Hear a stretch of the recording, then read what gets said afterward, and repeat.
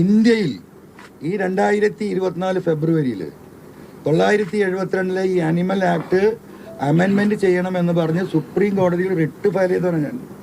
ഒരു മിനിറ്റ്, അല്ല അറിയുമെന്ന് അറിയുന്നോണ്ടാണല്ലോ writ file ചെയ്യുന്നത്. ആ റിട്ടിന്റെ കോപ്പി വേണമെങ്കിൽ എന്റെ മെയിലുണ്ട് താങ്കൾക്ക്. ഒരു മിനിറ്റ് അല്ല, പ്രത്യേക സമുദായമാണ് ഇത് അനുഭവിക്കുന്നത്. നിങ്ങൾ എന്താ പറയാ, മലയോര മേഖലയിൽ എന്ത് പ്രശ്നം ഉണ്ടായില്ല, അത് ചേട്ടന്മാരല്ലേ, ഒരു കൈയേറിയ ഭൂമിയിലല്ലേ, അത് അവർ അനുഭവിച്ചോട്ടെ എന്ന് പറയുന്ന ഒരു സംസ്കാരം ഇവിടെ ഉണ്ട്. ഈ മലയോര മേഖല മുഴുവൻ ഡെവലപ്പ് ചെയ്ത് ക്രിസ്ത്യൻ കമ്മ്യൂണിറ്റിയാ. അവരാണ് സ്കൂൾ ഉണ്ടാക്കിയത്, അവരാണ് കോളേജ് ഉണ്ടാക്കിയത്. പള്ളിക്കൊപ്പം പള്ളിക്കൂടം എന്ന് പറയുന്ന സംവിധാനം ഉണ്ടാക്കിയിട്ടാ ഈ മലബാറിലെ മലയോര മേഖലയിലെ മനുഷ്യന്മാർ വിദ്യാഭ്യാസം നേടിയത്. ആ സമൂഹത്തെ അവർ പൂളച്ചേട്ടന്മാർ, അവർ കയ്യേറിയ ഭൂമിയല്ല, അവർ അവിടെ വന്ന് കൃഷി ചെയ്ത് ഭൂമി വാങ്ങി കുടിയേറിയവരാ. ആ കുടിയേറിയവരെ കയ്യേറിയവരെന്ന് വിളിക്കാനാണ് സമൂഹത്തിന് താല്പര്യം. അവർ വിഷയം അനുഭവിക്കുന്നുണ്ട്, ആ ക്രിസ്ത്യൻ കമ്മ്യൂണിറ്റി അനുഭവിക്കുന്നുണ്ട്.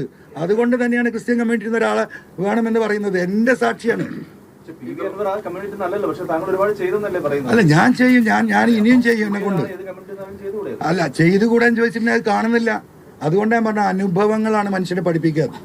ആ അനുഭവങ്ങളുള്ള ആ കാട്ടിൽ ജീവിക്കുന്ന വ്യക്തിയാണ് ഈ ജോയി. ഷൗക്കത്ത് തന്നെ അനുഭവം ഉണ്ടോ എനിക്കറിയില്ല, നിങ്ങൾ പുള്ളി പറഞ്ഞോളൂ. താങ്കൾ CPM-ഉമായിട്ട് അകന്നപ്പോൾ ഏറ്റവും കൂടുതൽ താങ്കൾ തിരിച്ച് കോൺഗ്രസിലേക്ക് വരണമെന്ന് ആഗ്രഹിച്ചത് താങ്കളുടെ സുഹൃത്തുകൂടിയായ KPCC പ്രസിഡന്റാണ്. എവിടെയാണ് അതിന് തടസ്സം ഉണ്ടായത്? എന്ത് തടസ്സം? ഞാനിത് എനിക്കിങ്ങനെ റോഡിൽ കൂടെ പോകണ വിളിച്ചിട്ട് വാ UDF ചേരും പറയാൻ പറ്റുമോ? നിങ്ങളെന്നെ ചോദിച്ചു കത്ത് കൊടുത്തോ? ഞാൻ ഇവരെ കൊടുത്തിട്ടില്ലല്ലോ, കത്ത് കൊടുത്തിട്ടില്ലല്ലോ. നിങ്ങൾ പറയല്ലേ, ഞാൻ റിക്വസ്റ്റ് ചെയ്തിട്ടില്ലല്ലോ. എന്താണ് ബഹുമാനപ്പെട്ട പ്രതിപക്ഷ നേതാവ് ഇന്നലെ പറഞ്ഞത്? അങ്ങനെ കത്ത് കിട്ടിയിട്ടില്ല, കത്ത് കിട്ടിയാൽ ഞങ്ങളത് പരിശോധിക്കുമെന്ന് പറഞ്ഞോ?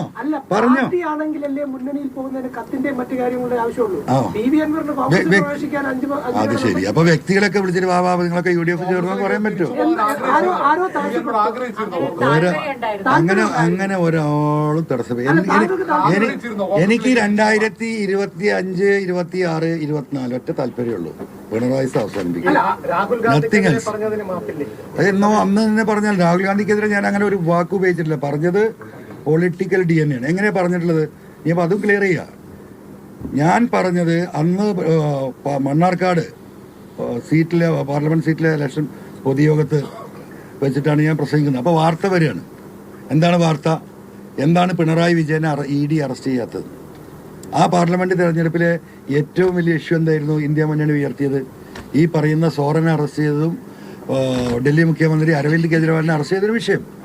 ഈ ഒരു വിഷയം നിൽക്കുമ്പോൾ ഇത് അന്യായമായ അറസ്റ്റാണെന്നും ഇതിനെ പ്രതികരിക്കാൻ വേണ്ടിയിട്ട് ഇന്ത്യയിൽ എല്ലാവരും ഒരുമിക്കണം എന്ന് പറയുമ്പോഴും അദ്ദേഹത്തിൻ്റെ അടുത്ത് ഇങ്ങനെ ഒരു ക്വസ്റ്റ്യൻ വന്നു എന്നാണ് വാർത്തയിൽ കാണുന്നത്. അപ്പോഴാണ് അദ്ദേഹത്തിൻ്റെ DNA പരിശോധിക്കണം.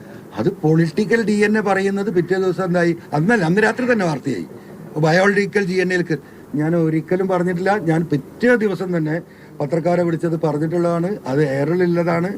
ഒരിക്കലും നെഹ്റു കുടുംബത്തിനെ പറ്റി അങ്ങനെ പറയാൻ പറ്റുന്ന ഒരാളല്ല ഞാൻ എന്നുള്ളത് മലപ്പുറം ജില്ലയിലും എന്താ പറയുക കേരളത്തിലും ജീവിക്കുന്ന കോൺഗ്രസ്സുകാർക്ക് ആ കുടുംബവുമായിട്ട് അത്രയും ആത്മബന്ധമുള്ളൊരു ഫാമിലിയാണ്. അതുകൊണ്ട് ഒരിക്കലും അങ്ങനെ പറഞ്ഞിട്ടില്ല.